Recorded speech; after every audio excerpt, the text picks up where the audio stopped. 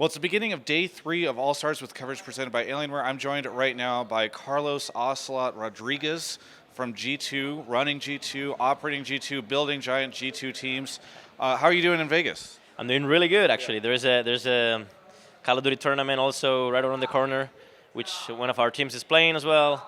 And there's also All Stars, which Caps is playing as well. So why not come around and say hi to Mr. Travis Gafford and his wonderful cameraman? Yes, exactly. He's not that wonderful. He's more handsome than you. I'm sorry. That's not accurate. That's not accurate either.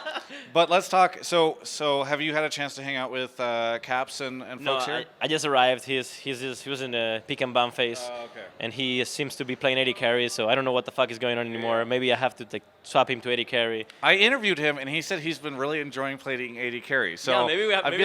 you have two. Yes. Yeah, we have to get the nemesis now. Exactly. As mid laner. Yikes. Okay. Well, glad that's going in the interview. We're starting off spicy. So you've got you've built out this dynasty. Let's talk a little bit before we talk about All Stars. But you've built out this team. What was off season like for you? Like, how did this all come about? Yeah, as always, off season, if you have ambition to become a good team, regardless of whatever game, off season is always very mobile and you need to be very open-minded, and you need to be willing to work extra hours for many weeks. Yeah. And that's a lot of what happened here. A lot of brainstorming, a lot of bouncing ideas, and we ended up where I think is our best case scenario in my eyes. You ask me right now, would you change anything in the lineup? And I really, with full confidence, tell you no. And that's a position that I don't think I've ever been in, actually. You always have to make sacrifices and compromises, because there is either, there's region, how do you call that? Region lock, no? How do you call that? Yeah, the region. Yes, I know. The region rules, right? You can only have 2 people from outside the region, and there's always something. Or the buyout of that player you want is too high. There's always things that you have to sacrifice. But here is it feels like we got away with murder. And don't use this fucking sentence as the highlight, okay? Sure. Because I can fucking say this already. We got away with murder. Yeah. I mean, it would don't just do that. It would perform well, like. It would perform really well. Yeah, but don't do that. I love it when people say this stuff to me in interviews, because I'm like, oh, that's a great idea. I'm so glad you mentioned that. But I banned that kind of headline. Okay, cool. Banned. Okay, 100% banned. Okay, so I mean, Kobe on the dive was saying he feels like you were basically playing Game of Thrones this season. Yes. Like you're the Game of Thrones guy. I love that. I love that. When I no longer play professionally.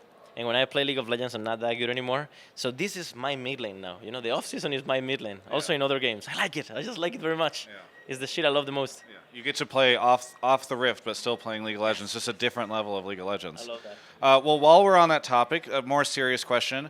There have been allegations during the off season. People are claiming, there's rumors and whispers that G2 as an organization was involved in poaching players. I'm curious if you have a statement about this or anything you'd like to say about it.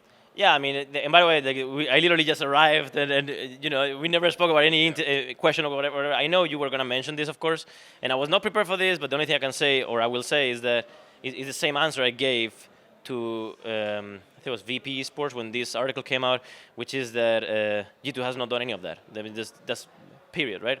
And yeah, I mean, people are talking all kinds of shit, and I understand why, I am very empathetic to, I don't know if you follow soccer. You don't follow soccer? Not as much, no, but I appreciate you calling it soccer. Yeah, but you see, helping me out. I'm very empathetic, as you can see here. I'm calling it soccer. But yeah, it's if your best player, one of your best players, is leaving to the biggest rival, it's normal that you feel salty about it. I'm okay with that. There's no hard feelings. But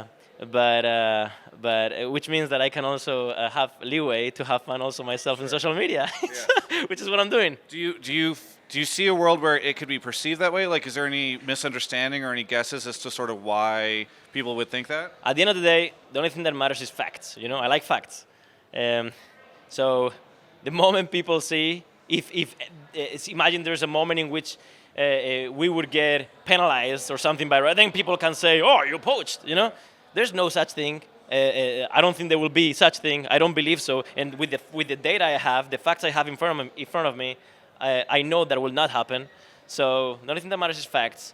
And I hope that, as always, or as often happens, time gives you the reason. and we just have to be patient. For the moment, honestly, you know how I deal with these things. I like to have fun and embrace things that happen around me and our brand and so on. And we will embrace this poaching thing. So there'll be a couple of tweets about how we like our eggs cooked, and so on and so forth. And we'll have fun with it. At the end of the day, this is all entertainment. This is all fun, and sometimes people forget that. Sure. So we'll bring them back to the topic. We'll keep triggering Fnatic, which seem to be pretty salty at times, and yeah. Well, speaking of that, it feels like, maybe last year, for a while you were kind of cultivating this bad boy brand. I remember all the players coming out and doing kind of like the gangster opening a couple years ago. Then it felt like things kind of got quiet, even if you guys still kind of pushed it. But now it feels like you're swinging back in that direction. Not only are you embracing the discussion we just had, but also just all the conversation about Caps leaving this team, and like sort of I've seen in my content, like the Fnatic fans that get really frustrated about it. And is this just like, what causes you to want to build this brand, this kind of like bad boy brand? Or honestly, we don't even think about building a bad boy brand. Yeah. We just like to have fun, and people sometimes seem too stiff. Yeah. And too much fun for them means unpolite. Yeah. Too much fun for them means, off what's acceptable. Yeah. And that's what's happening, especially when your fan base is on average from 8 to 12 years of age. Mine is not, but yes. No, not yours, but you know what I mean. Yes. When our competitors' fan base is all the way from 8 to 12 years old on average, then it's normal that you get this.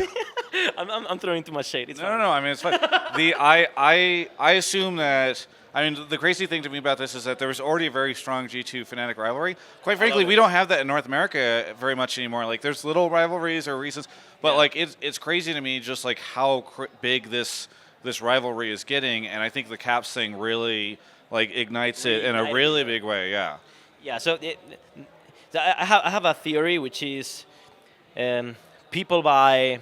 I was going to a soccer example, but I will just people buy LA Lakers jerseys because people buy Warriors jerseys, and so that creates rivalries. When you see somebody ripping a jersey from the team that you truly hate, then you want to buy the jersey from the team that you truly love, and that creates kind of this rivalry and storyline, this drama that is very good actually for the entertainment, and that's what I actually always embrace. Fnatic, I respect them very much, and I love them as competitors because they're really tough. They're really good at their job, good brand.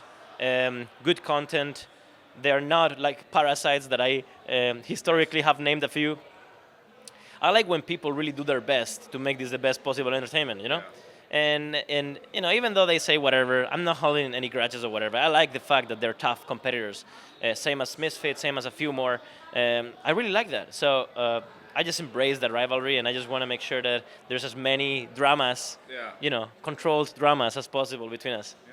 Well, as you mentioned some of the teams, my next question was going to be LEC. So last time I interviewed you, I was on your podcast. We also had a conversation. Oh, I remember. And when I was around for MSI. That was a good podcast. That was a fucking good podcast. Thank you. I appreciate it. You carried it. No, you carried it. You thank were really you. Good. But the interesting thing is, at the time, you had said you were looking forward to this because you were looking to see some of the teams and organizations, as you said, parasites, in your language, be cast out and replaced. So I'm very curious what you think of the full lineup of teams that have made it into LEC. Yeah, the most important thing is that everybody is working towards the same goals, or the same goal, which is making this the best possible league. Riot, all the teams, and all the fans watching alike, everybody's rowing towards the same direction, right? Yeah. That's something that before it was not possible because, not necessarily in 2018 because you couldn't go down to second division, right. You couldn't get relegated, but before, if you can get relegated, what will happen as a result is that you will invest your funds in the best possible lineup you can have, and never, if you spend funds on creating content, then that's $1 you're not spending in not getting relegated. Sure. Right? So this is anyways, the creation of LEC is just great for that reason.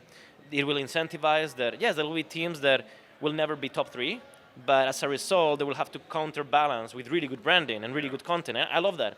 You want uniqueness, you want teams that are known for different things, and that's what the creation of a long-term partnership system will generate. Yeah. Now, in regards to the teams that are part of the LEC, I'm generally very happy, but the how do you call that? The proof is in the pudding, that's what you say? So once things start once things start off, we will see truly who's putting resources on it, and the good thing is that having this partnership thing going on will allow us to be very open with each other, knowing that we will be together partners for a long time. Yeah. So you can be open to each other and more harsh to each other, and say, listen, guys, you have to step up. You're not doing enough, and we have to make this the best possible league, right? Yeah. And you can have at least a conversation. Before you would do that, and they would tell you to fuck off. Yeah. Well, I'm also really curious because in the offseason I heard that in North America, team owners, they were feeling pretty strongly about how big salaries were. And then LEC came in, and because of that, even more salaries have been pushed up. I'm kind of curious, what do you think of the current state of salaries around the players? I heard a rumor, I think I mentioned this before in my stream, that one player is supposed to be making $2 million next year in either LCS or LEC. So I don't know what you've heard and what you think of the current salary situation and kind of the effect that franchising had on it, but just kind of curious what your thoughts are. Yeah, so the way I think about this is the less power a team has, and the less leverage a team has in terms of brand power, in terms of history and how much they win or they won in the past, their credibility in the industry and so on. So the worse these things look like, the more you have to pay in order to get a really good player, right? Because the player will be thinking, well, I don't know if these people will actually do what it takes to win and do what it takes to put together the best possible team around me and do what it takes to build my brand and so on and so forth. So as a result, I am encouraged, incentivized to ask for more money. Right. So then what happens is that those guys that come anew and that have to still prove themselves have to overspend, way overspend. And then the mistake that some of the teams that don't need to overspend commit is that because they're overspending, they feel like they have to overspend too, even though they still look very good in these kind of areas that I mentioned. So, but for the most part, I stand by the fact that the more leverage the organization has, the less they need to pay in order to have a great team. Right. And at the end of the day, you have a budget, and you can only choose yourself if you really want to go above it. Sure. When it comes to us, we never underpaid. We are always within the market, and we never overpaid. And we don't because we don't think like we have to overpay. We feel like we can have a top team without the need to overpay because of all these kind of areas I explained you. So that's the way I see it. Do you think, based off your knowledge, that the new teams coming in, all that stuff, we saw like a pretty big rise in LEC salaries over year to year? Yeah, so there's been a rise. The salaries are much larger now, but I think it's more incentivized by US overspending than by the majority of teams in Europe overspending. There are a few teams in Europe that overspend, you know. Few teams pay really, really well because, again, they had to make noise somehow, they had to make, you know. But for the most part, I think it's North America kind of racing, and that's okay, you know, it's just, it's fine. Each region has their ups and downs and their strengths and weaknesses. If you wanna retire, it's fine to go to North America, you know. Yeah, okay, I see. Fair enough. Well, I mean, we've got players that have come here. You know? They're going back. I mean, well, that's my question is, do you think that the salaries are pretty competitive now between, because a lot of people felt like you could get way more money going to LCS before. The hope, I think, for a lot of people who wanted to see like a very balanced system was that the permanent partnership and LEC would allow the salaries to be pretty equal across both sides, or the market to be pretty even. I don't know if you feel like that happened or not. Well, you can't try to force regulations and market dynamics, but you can't force the fact that North American investors are far more aggressive than European investors. Gotcha. European investors are looking at every dollar and saying, okay, so I'm paying 3.5x the valuation of, this is much more fact-driven, whereas North American investors are more like, okay, I trust the founder, I trust the industry, I believe in it, so what valuation is this? Okay, let's go, Gotcha. And it's a much more loose approach, which incentivizes these founders and CEOs of these companies to spend more because they simply have more access to cash. Yeah. And those investors want that cash at use because otherwise their alternative is that they would place those funds in in stock or something, right? Yeah. So if they invest in your team, in your organization, they want that money to be used. So then what can you use the money in esports? Right. Well, player salaries is like where most of our expense goes. Yeah. So it's just only a byproduct of market dynamics and kind of region culture. You can't force that. It sounds like you think then that North America is still paying more in salaries than LEC is. Yeah. Okay. Interesting. On average, yeah. Yeah, on average, yeah. Makes sense. I mean, I'm sure some go really up. I hear there's like a pretty big variance between what some of the top players are making and obviously compared to some of the rookies. Sure. Yeah. So. Another point is that Europe is very good at nurturing that talent. Yeah. And when you nurture talent, I mean, maybe it's because Europe player base is higher than North American player base, but I don't know what other factors may that be. But Europe is very good at nurturing talent, which as a result, when you pick up a 17-year-old kid that has 700 fans on Twitter, then it's going to be much cheaper than a guy, that's already proven. Yeah, the world champion that we've imported from Korea, for instance. Exactly. Whereas in North America, because it has more money, is less incentivized of testing out young talent and more incentivized to import. Gotcha. So it's just market dynamics, and I'm not too worried about it. I think both leagues are incredibly powerful, and in terms of viewership, we will see Europe this year, I think, 19 kick ass actually. Yeah. But even last year it was like 50-50 in terms of viewership. Not only not the English stream, but kind of if you add all the streams, all this. Yeah, it's like 50-50. So I'm honestly very, very happy with how things are coming together, and also the fact that the West did really well at Worlds this past year, kind of reignited the love for the game, and a lot of new eyeballs are coming in and watch. I'm very happy with the state of League of Legends today. Well, it's a positive way to end the interview. Is there anything you want to say here at the end to any of the fans out there? Sure, a lot of people are excited to see G2 play next year. Yeah, I think every time I have this interview with you, I always end up with the same shit, which is we like to have fun, we like to entertain. Sometimes it comes across as if we are arrogant or pricks, Truth is that nobody is an angel, nobody is as evil. We are all pretty all right, The teams that you're a fan of are not evil. The teams that you're a fan of are not saints.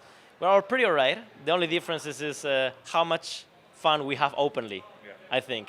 And that's something that, we even in our office and everything that we do, our culture is we just have to have fun, Otherwise, what we're doing here, what are we doing here?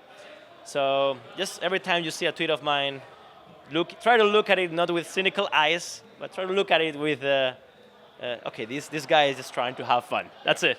And same for you too. I think the only people who are really, really good are the interviewers in this space. Those are the only good people, I think. That's you're very humble. You're really. I think we can all agree on that. Thank you so much, Ocelote, for the interview. Looking forward to seeing how G2 does next year. For everyone else, you can check out the rest of my coverage of all things All-Stars right here on my YouTube channel. Thank you, bro. Yeah. Hey there, I want to thank you so much for watching my coverage of All-Stars. Ultimately, aren't we all All-Stars? I know we are. And by the way, two All-Stars that I know very, MasterCard and Alienware. Alienware, they do such awesome stuff. MasterCard helped us create this show that we did this weekend. Just an awesome group of sponsors that we have for us at this event. I want to say, by the way, we're doing a giveaway. There's a link in the description, but also in the description, a PO Box. And you can actually send me and Brodin something. We'll be doing an unboxing stream and video several days before Christmas. So if you want to send something to us, you can do there. It doesn't have to be serious. You don't have to send anything. But if you feel like it might be kind of fun for us to unbox it, then I'll be there. So be sure to enter the Alienware giveaway. Thanks again so much to our partners. And also, please check out that PO Box if it's of interest to you. Thanks again.